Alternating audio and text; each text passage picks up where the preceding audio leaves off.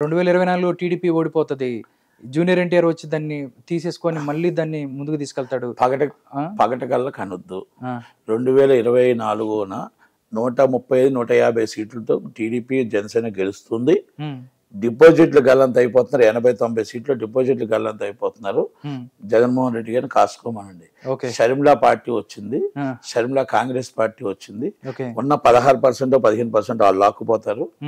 చాలా దగ్గర డిపాజిట్లు కూడా కలదు. సార్ ఇంకో విషయం సార్, ఈ రోజు ఏదైతే సుప్రీంకోర్టు వైజాగ్ కి సంబంధించి రామానాయుడు స్టూడియోకి కేటాయించిన 35 ఎకరాల దానికి ఇష్యూకి సంబంధించి ఎప్పటి నుంచో దాంట్లో ఫ్లాట్స్ వేసారని, లేకపోతే అది ఈవెంట్స్ కోసం వేస్తున్నారన్నట్టు ఒకటి జరుగుతుంది. గవర్నమెంట్కి సంబంధించి దాన్ని తీసుకునే ప్రయత్నం జరుగుతుందండి. ఇప్పుడు స్టే వచ్చిందని తెలుసు, దీని మీద ఏం మాట్లాడతారండి? అంటే ఒకటండి, నాకు తెలిసి దాని మీద పూర్తిగా నాకు కూడా నేను చదవలేదు. నేను మార్నింగే ఊరి నుంచి వచ్చాను, వైజాగ్ నుంచి. అయితే అక్కడ ఏదో ఒక డిస్ప్యూట్ ఏదో నడుస్తుంది. అది గవర్నమెంట్ హ్యాండ్ ఓవర్ చేసుకుంటామని, గవర్నమెంట్ వీళ్ళు వచ్చి గవర్నమెంట్కి సపోర్ట్గా గవర్నమెంట్కి సపోర్ట్గా మొన్న లాస్ట్ చంద్రబాబు నాయుడు గారి మీద కూడా యాంటీగా మాట్లాడుతూ మాకు సంబంధం లేదు, మాకు సినిమా ఫీల్డ్తో సంబంధం లేదు, మా సినిమా ఫీల్డ్కి రాజకీయాలు అంటగట్టదు, ఏదో ఆయన కొంచెం బాగా వైసీపీకి సపోర్ట్గా మాట్లాడేటప్పుడు కూడా మాకు అర్థమైంది ఇప్పుడు సిచ్యువేషన్ ఏంటి, మీ స్టూడియో లాగేసుకోవడానికి ప్రయత్నం చేస్తున్నట్టున్నారు. కాబట్టి ఆ కొండకి ఈ కొండ ఎంత, ఈ కొండకి ఆ కొండ ఎంత, ఈ కొండ ఓపెనింగ్ ఆ కొండ క్లోజింగ్ రెండే అయిపోతాయి ఆయన ఆటోమేటిక్గా. ఎవరో తీసుకుని గోతులు ఆలే పడతారని అనుకున్నాం, అన్నాం కూడా.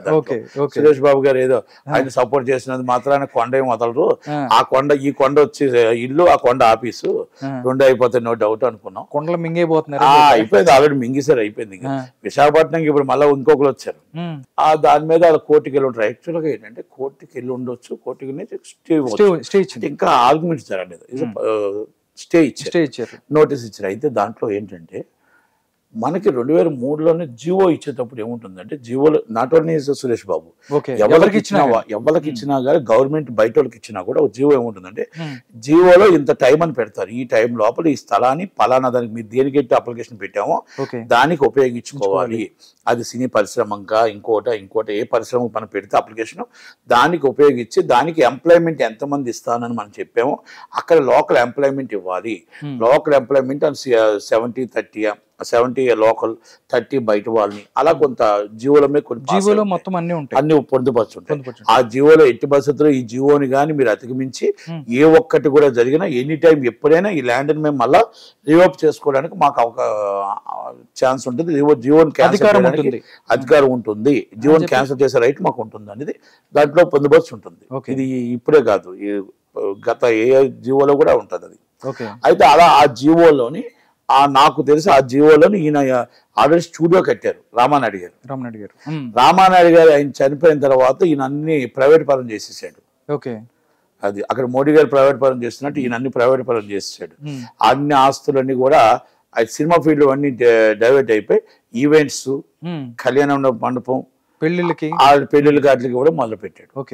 ఇది దాంట్లో రాంగే ఉంది. అంటే ఇది నేను అనుకుంటున్నాను ఏంటంటే, ఇది నాకే కాదు అందరికీ తెలుసు, ఇది గవర్నమెంట్ ఇద్దరు కొల్యూజిడ్ అయ్యారేమో, కొల్యూజిడ్ అయ్యి ఏమైనా స్టే తెచ్చుకున్నారేమో, గవర్నమెంట్ రేపు ఇబ్బంది రాకుండా వైసీపీకి సపోర్ట్ అయినా వైసీపీకి సపోర్ట్ కాబట్టి ఇండియా కొల్యూజిడ్ అయ్యి ఏదో చేసుకున్నారు అనుకుంటున్నాను నేనైతే.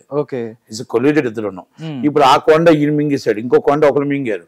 అక్కడ విశాఖపట్నంలో మొత్తం టోటల్ గా ఆ క్రిస్టియన్ ల్యాండ్ లో ఒక ఎంపీ, ఇప్పుడు ఉన్న ఎంపీ మింగేశాడు.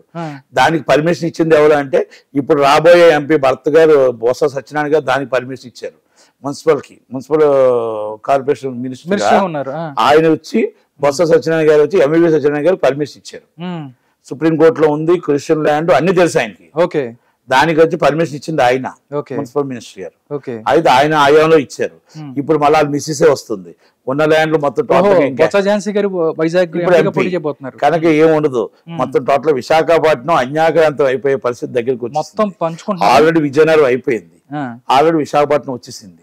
అక్కడ ఆల్రెడీ మొత్తం టోటల్ క్రిస్టియన్ ల్యాండ్లు, మైనార్టీ వర్క్ బోర్డ్ ల్యాండ్లు అన్ని ఆ విజయసాయి రెడ్డి మొత్తం టోటల్ గా ఆంపట్టి పట్టేసి మళ్ళీ ప్రకాశం జిల్లాకి వెళ్ళాడు. ఆయన ఇల్లు కట్టాడు, మామూలుగా బీభత్సమైన ఇల్లు ఉంటుంది అక్కడ.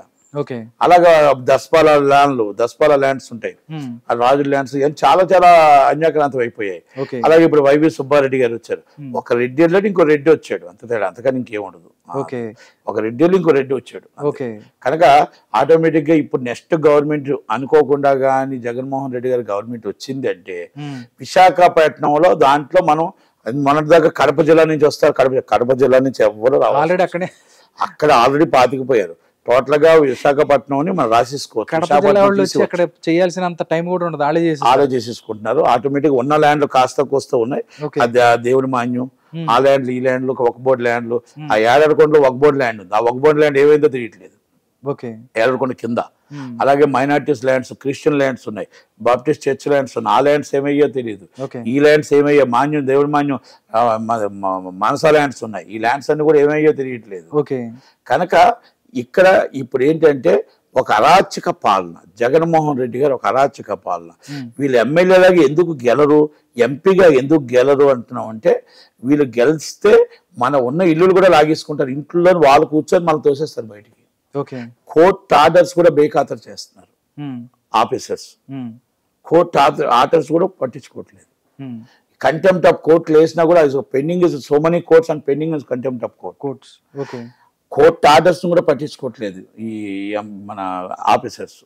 కనుక ఈ ఎమ్మెల్యేలు వీళ్ళందరూ కూడా ఒక మొత్తం టోటల్గా భూబకాసులు అయిపోయారు, భూబకాసస్.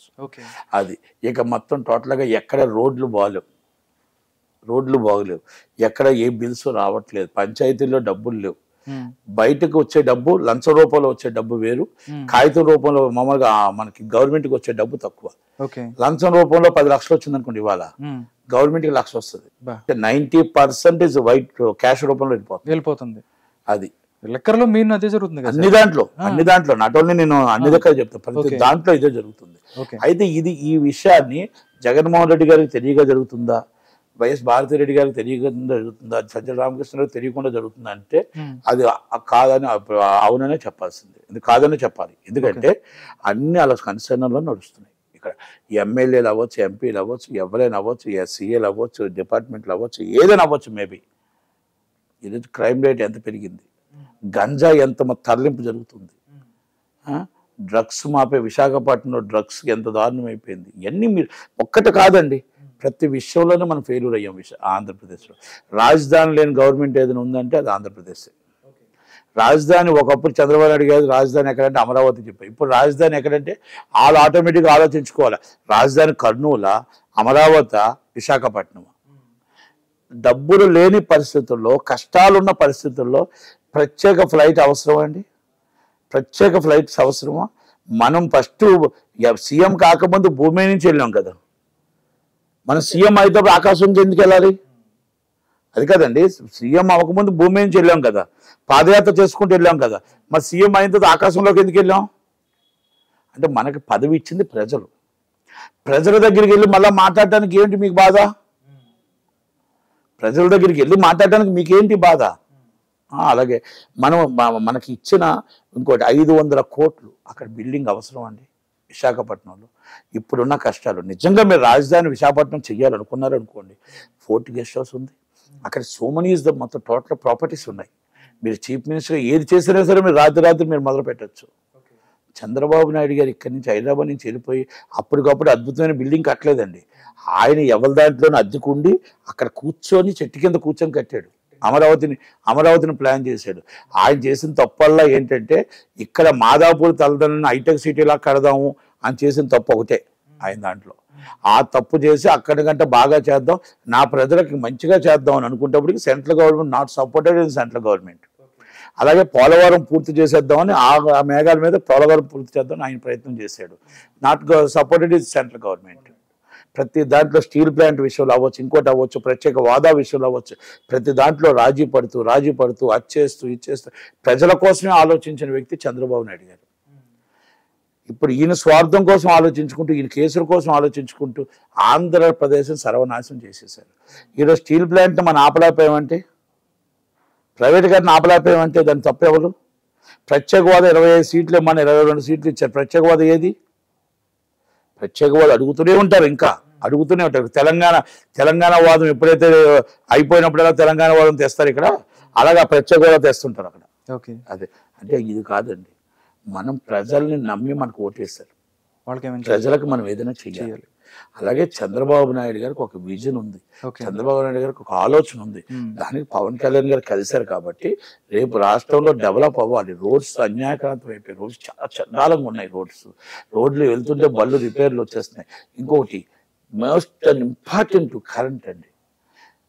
5 గంటల కరెంట్ వస్తే చాలా కష్టంగా ఉంది ఆంధ్రప్రదేశ్లో. 5 hours ఇస్ కరెంట్. ఇంకొకటి తెలుసా మీకు 200 రూపాయలు బిల్లు వస్తే, 200 రూపాయలు ఒక పేదవాడికి బిల్లు వస్తే, దాంట్లో బిల్లు 126 రూపాయలు ఆయన బిల్లు అయితే 100 రూపాయలు మాత్రం ఆయన ఖర్చు. ఇది ఎక్స్ట్రా ఛార్జెస్ వస్తున్నాయి. ఏంటంటే అది బొగ్గు ఛార్జ్ అంట, ఇంకో ఛార్జ్ ఆల్రెడీ నేను 1 కోట్లు వేసి పెట్టారు. అవునా? ఆల్రెడీ 1 కోట్లు వేసారు, అది కోర్టులో రన్నింగ్ లో ఉంది. రేపటి కూడా కోర్టుకు వస్తుంది. అంటే పేద ప్రజలు ఎలా బతక, మీరు ఇస్తున్నారు టింగ్ అక్కడ వెళ్తుంది టింగ్, మీరు ఇస్తున్న టింగ్ అక్కడ ఆల్రెడీ వెళ్ళిపోతుంది. మీరు వైన్స్ మీద లాభం పొందుతున్నారు, మీరు ఆల్రెడీ కరెంట్ మీద మొత్తం టోటల్గా బొగ్గు కొనడానికి వడ్డీ డబ్బులు మేమెందుకు కడతామండి? మాకేం సంబంధం, ప్రజలకు ఏం సంబంధం? అక్కడ మొత్తం మోసం చేస్తున్నారు. అలాగని కరెంట్ వస్తుందా? కరెంట్ రావట్లేదు. రైతులకు కరెంట్ వస్తుందా? రైతులు మోటార్ బిగించాలంటే లంచం కావాలి. రైతుకు మోటార్ బిగించాలి, లంచం కావాలి. లంచం లేదు, మంచమైన పరిస్థితి అక్కడ ఉన్నారు వాళ్ళు. అసలు అక్కడ ఏడీలు ఎవ్వరు కూడా లంచం లేదు, మోటార్ వేయట్లేదు. వాళ్ళు ఎక్కడికైనా తీసుకొస్తారు, రైతు ఎక్కడ తీసుకొస్తారు? మీరు రైతు బంధు అంటున్నారు, ఇక్కడ చూస్తే లంచం అంటున్నారు. ఆ రైతు బంధుని మీకు వచ్చిందానికి లంచం ఇచ్చి ఆ మోటార్ వేయించుకుంటే ఎక్కడి నుంచి వస్తాయి డబ్బులు? ఇలాంటివన్నీ కూడా రాష్ట్రంలో ముందు హైలైట్ చేయాల్సింది. ఇక్కడ రాష్ట్రంలో ప్రజలు అర్థం చేసుకోవాల్సింది, మనకు కరెంట్ ఎంత వస్తుంది, మనకు ఆల్రెడీ మొత్తం కరెంటు బిల్ ఎంత వస్తుంది, రైతులు ఎంత, ఇంకోటి ఎంత, రోడ్లు ఏం పరిస్థితులు ఉన్నాయి, ఇవన్నీ మన రేట్లు ఎంత పెరిగిపోయాయి, డీజిల్ ఎంత పెరిగింది, మనకి ఇది ఎంత పెరిగింది, పెట్రోల్ ఎంత పెరిగింది, కందిపప్పు ఎంత పెరిగింది, మినపప్పు ఎంత పెరిగింది, మనకి ఎన్ని రేట్లు, గ్యాస్ సిలిండర్ ఎంత పెరిగింది, ఇవన్నీ సెంట్రల్ గవర్నమెంట్ అవ్వచ్చు. మన స్టేట్ గవర్నమెంట్కి వచ్చిన 35%లో మ్యాక్సిమం 10% 20% తగ్గిస్తే మన ప్రజలకు, ఆంధ్రప్రదేశ్ ప్రజలకు రావచ్చు కదా, రావడానికి అవకాశం ఉంది కదా. ఇక్కడ 500 రూపాయల సిలిండర్ తెలంగాణలో ఇచ్చినప్పుడు మీరు ఎందుకు 500 రూపాయల సిలిండర్ ఇవ్వలేరు? మీరు 500 రూపాయల సిలిండర్ ఇవ్వలేరు? నిరుద్యోగులకు మీరు ఉద్యోగాలు ఇస్తున్నారు, మీరు ఉద్యోగాలు ఎందుకు ఇవ్వలేదు?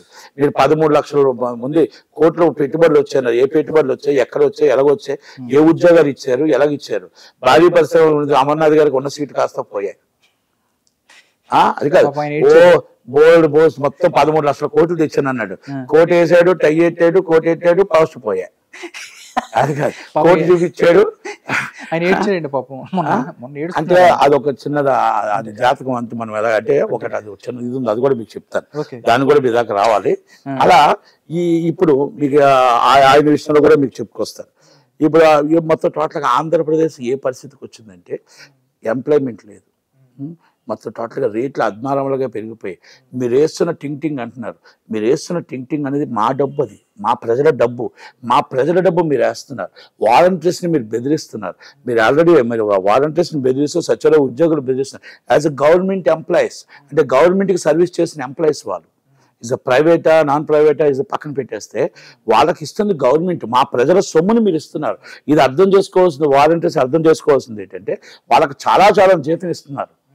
అలాగే మీరు సచివాలయ ఉద్యోగం చాలా జీతం ఇస్తున్నారు. నేను చంద్రబాబు నాయుడు గారు, పవన్ కళ్యాణ్ గారు వచ్చిన వెంటనే నేనేం చెప్తున్నానంటే అడ్మిన్కి 35,000 రూపాయల జీతం ఉండాలి, వాలంటీర్స్కి 15,000 రూపాయల జీతం ఉండాల్సిందే, సచివాలయ ఉద్యోగాలకు 25,000 దాటి ఉండాలి ఉద్యోగాలు రేటు. ఎందుకంటే వాళ్ళకి ఆ డబ్బు లేకపోతే వాళ్ళు రేపు ఇంకో పక్క చూపు చూస్తారు. వాళ్ళ ఫ్యామిలీని పోషించుకోవడానికి, వాళ్ళు కష్టపడడానికి వాళ్ళకి ఆ మాత్రం లేకపోతే ఎలా? 5,000 ఇస్తే ఏం సరిపోతుంది? కనుక ఇది చంద్రబాబు నాయుడు గారు ఫస్ట్ మేనిఫెస్టోలో పెట్టాల్సిందే. ఇది ఫస్ట్ అడ్మిన్ కావచ్చు, వాలంటీర్స్ అవ్వచ్చు, సచివాలయ ఉద్యోగాలు అవ్వచ్చు, వీళ్ళు చాలా బాగా కష్టపడుతున్నారు. వాళ్ళ ఆలోచన బాగుంది. కాకపోతే పక్కదారి పెట్టడానికి వాళ్ళకి ఇచ్చిన డబ్బులు ఎంత, వాళ్ళ కుటుంబం పక్కదారి పెట్టాలని మనం వాళ్ళకి సాధికారం చేస్తే మనం ఏం చేస్తారు వాళ్ళు? కనుక చంద్రబాబు నాయుడు గారు దీని మీద దృష్టి పెట్టాలి. ఇది వాళ్ళు ఆలోచించాల్సింది, వాలంటీర్స్ ఆలోచించాల్సింది.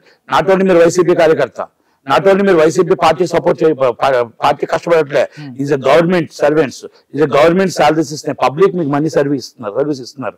పబ్లిక్ మనీ ఇచ్చేటప్పుడు మీరు ఎవరైనా రేపు చంద్రబాబు నాయుడు గవర్నమెంట్ వచ్చినా, మీ గవర్నమెంట్ వచ్చినా, పవన్ కళ్యాణ్ గవర్నమెంట్, కాంగ్రెస్ గవర్నమెంట్ వచ్చినా, ఈ మనీ మీరు పే చేస్తే మీ ఉద్యోగాలు మీకు ఉంటాయి.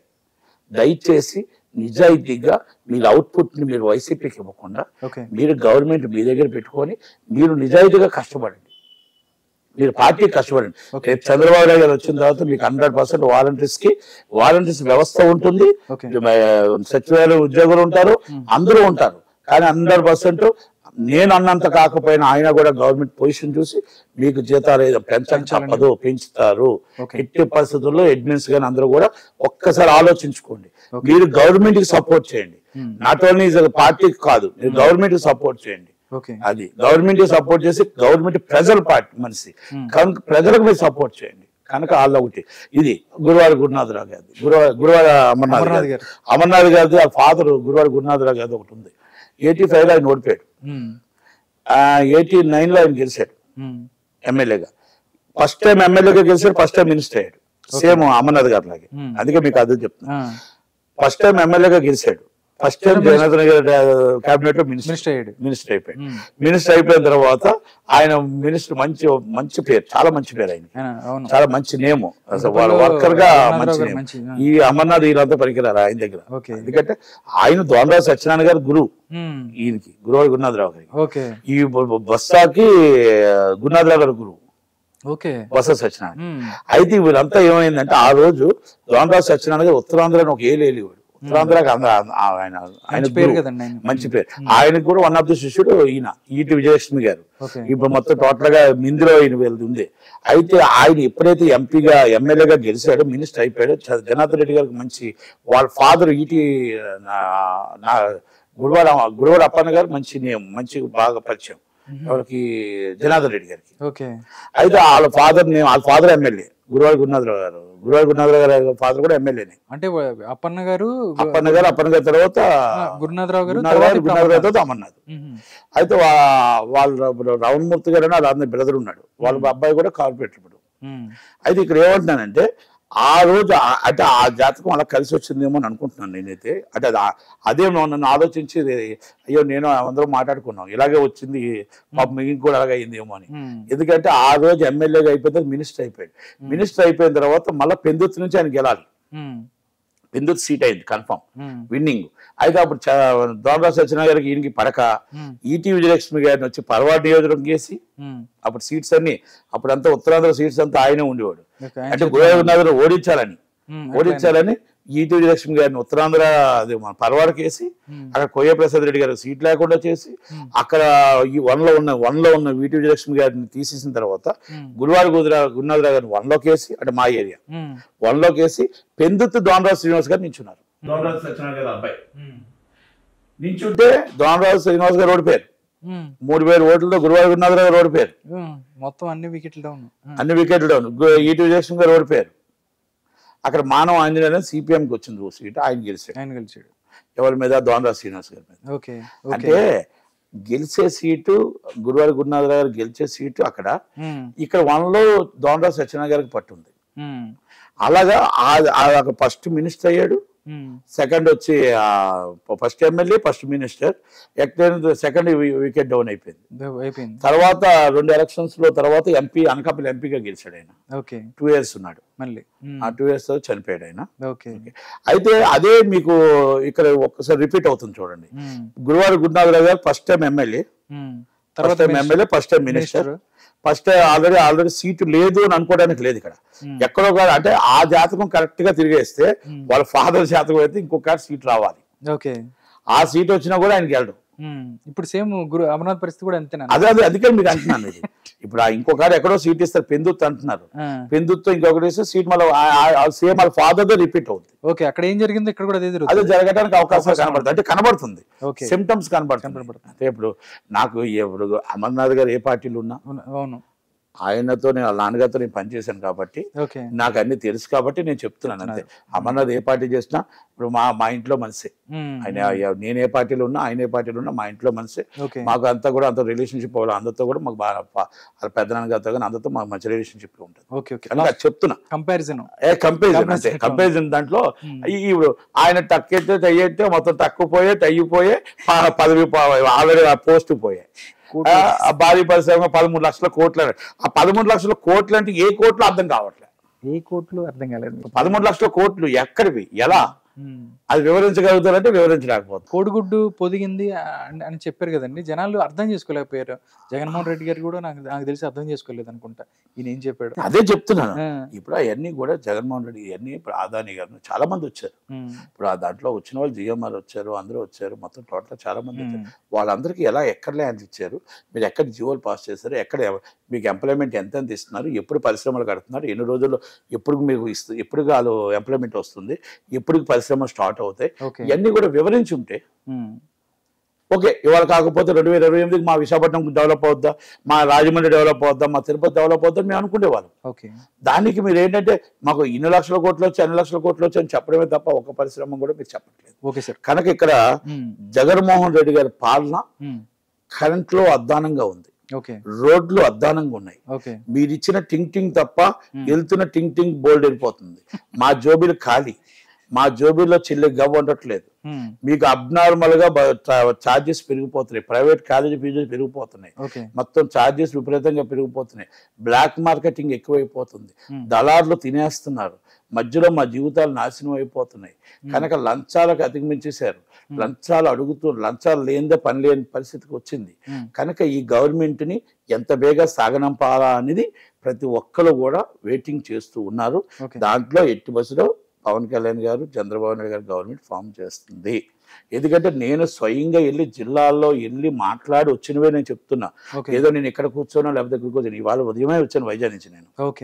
అది కనుక నాకు పార్టీ ఇంట్రెస్టెడ్, నాకు ఎట్టి బస్సులో పార్టీ గెలాలి, చంద్రబాబు నాయుడు గారు రావాలి. ఇది ప్రజల కోసం. నాకే పదవి ఇస్తారో కాదు, పదవి ప్రజలు ఇస్తారు.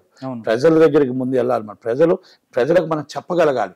ఇప్పుడు మీద ఒక 10 మంది చూసారనుకోండి, దాంట్లో ముగ్గురైనా టీడీపీకి ఓటేస్తే, అర్థమై ముగ్గురు ఓటేస్తే దానికి నేను ధన్యుణ్ణి. అది నా మాటలు అర్థం చేసుకొని దానికి నిజంగా జరుగుతుంది, ఆ జిల్లాలో నిజమా అబద్ధం అనేది వాళ్ళకే తెలుస్తుంది కదా. ఇప్పుడు నియోజకవర్గాల్లో ఏం జరుగుతుందో వాళ్ళకి తెలుసు కదా. ఇది నేను చెప్పినవన్నీ నిజాలు అనుకోండి, టీడీపీకి ఓటేస్తారు. నేను చెప్పిన అబద్ధాలు అనుకోండి, వైసీపీకి ఓటేస్తారు. అంతే. కోర్టులు ఏదైతే హైకోర్టు అవ్వచ్చు, సుప్రీంకోర్టు అవ్వచ్చు, జగన్మోహన్ రెడ్డి ప్రభుత్వానికి ముట్టుకాయలు ఎప్పటి నుంచో అది ఎప్పుడు జరుగుతూనే ఉంది. రీసెంట్గా జగన్ అక్రమాస్తుల కేసులో ఎవరైతే రఘురామకృష్ణరాజు గారు తొందరగా తేల్చాలి, ఆయన బెయిల్ మీద ఉన్నారు, ఎన్ని సంవత్సరాలు బెయిల్ మీద ఉన్నారు, తేల్చాలి అని ఒక పిటిషన్ వేశారు. దానికి సంబంధించి ఇది ఆయన పిటిషన్ కరెక్ట్ కాదని మళ్ళీ వీళ్ళు కోర్టుకు వెళ్ళారు. ఇప్పుడు ఆయన తేల్చాలంటే కరెక్టే అంటూ సుప్రీంకోర్టు దీని మీద వ్యాఖ్యలు చేసింది, దీని మీద ప్రొసీడింగ్స్ ఇస్తుందని తెలుస్తుంది. అంటే జగన్ బెయిల్ రద్దయ్యే అవకాశం ఉంది అనుకుంటున్నారు? కదండి, రద్దయ్యే అవకాశాలు ఉండవు. ఇక్కడ ఎలాగుంటుందంటే రఘురామకృష్ణరాజు గారు కోర్టుకు వెళ్ళే ఆ రైట్ ఆయనకు ఉంది. అలాగని చెప్పేసి సుప్రీంకోర్టు అంటే నాకు ఏం జరిగిందో తెలియదు, జ్యుడిషియల్ కాబట్టి నేను పూర్తిగా అవగాహన లేదు. నాకున్న అవగాహనతో నేను చెప్తాను. ఎందుకంటే జ్యుడిషియల్లోనే మనం తప్పు మాట మాట్లాడకూడదు. ఎలాగంటే ఇప్పుడు జగన్మోహన్ రెడ్డి గారు బెయిల్ మీద ఉన్నది వాస్తవం, విజయసాయి రెడ్డి గారు బెయిల్ మీద కేసుల్ని తేల్చాలి, తొందరగా తేల్చాలి. ఆల్రెడీ 5 సంవత్సరాల నుంచి ఆయన అటెండ్ అవ్వట్లేదు కాబట్టి, ఒక సీఎం హోదాలో ఆయన అటెండ్ అవ్వట్లేదు కాబట్టి ఆయనకి ఎన్ని సంవత్సరాలు ఉంటే 10 సంవత్సరాలు ఉంటే 10 సంవత్సరాలు కేసులలో పక్కన పెట్టి కూర్చోడానికి ఉండదు జ్యుడిషియల్లో. కనుక కేసుని ఒక కట్ ఆఫ్ ది టైం, అంటే కట్ ఆఫ్ ది టైంలో కేసును ముగించాలి అనేది ఆ రైట్ ఈజ్ సుప్రీంకోర్టుకు ఉంటుంది, అండ్ హైకోర్టుకు ఉంటుంది, అండ్ కింద కోర్టుకు ఉంటుంది. ఎందుకంటే హైకోర్టు సుప్రీంకోర్టు హైకోర్టుకి ఇవ్వచ్చు, హైకోర్టు వారు కింద కోర్టుకి ఇచ్చి ఈ టైంలో సంవత్సరం లోపల మొత్తం వాదనలు ముగించి ఆర్డర్ మీరు త్వరగా ఆర్డర్ పాస్ చేయండి, ఎందుకంటే ఇప్పటికీ డిలే అవుతుందని చెప్పొచ్చు. అంటే బెయిల్ రద్దు చేసే అవకాశాలు అయితే నాకు తెలిసి ఉండవు. అంటే బెయిల్ రద్దు వాళ్ళు ఏంటంటే ఆర్డర్ పాస్ అయిన తర్వాత కూడా అటెండ్ అవ్వకపోతే అప్పుడు ప్రాబ్లం ఉంటుంది తప్ప కంపల్సరీ ఆ రైట్ వాళ్ళకు ఉంటుంది. కంపల్సరీ కోర్టు వారు అది ఆ కట్ ఆఫ్ ది టైం పెట్టచ్చు. అది చేసి హైకోర్టు వారికి సుప్రీంకోర్టు వరకు ఉంది. Okay sir, thank you so much Natti Kumar garu. ఏదైతే ప్రస్తుత రాజకీయ పరిస్థితుల మీద, దాంతోపాటు సినిమాకి సంబంధించిన మీ విశ్లేషణ, మీ యొక్క కామెంట్స్ తెలియజేశారు. నమస్కారం సార్.